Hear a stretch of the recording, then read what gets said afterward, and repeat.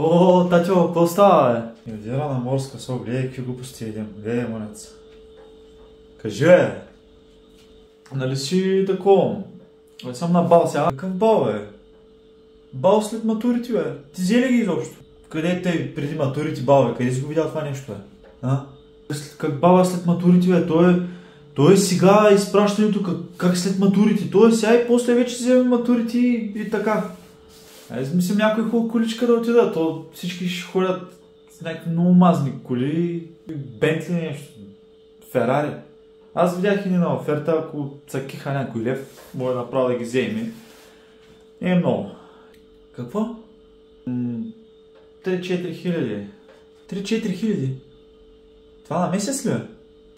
Не бе, 3-4 хиляди на ден, бе. На ден. То не е много, бе. Верите, знаеш какви коли ще карат за по 10 кана на ден. Това е без горивото. Може да си представиш.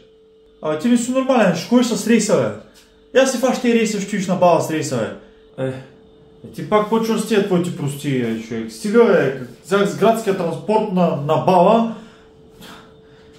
Хубаво е, добре, бе. 3-4 хиляди. Ти нормален си, бе.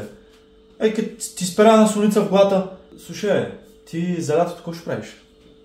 Аз лятото съм се намерил, бе, ние съберчетата сме направили на Слънчака. Аз охрана там на един басейнеца си намерих. Топеца, няма да се притесняваш. Никакъв Слънчак-манчак такива глупости. Аз съм намерил работа.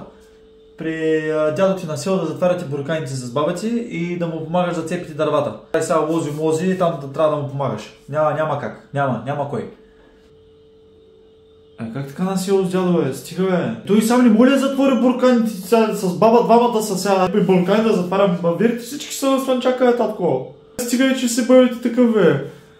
Направо ми стрелаш. Направо ме срази, бе, човек. Греба жив, бе. Направо ме погреба.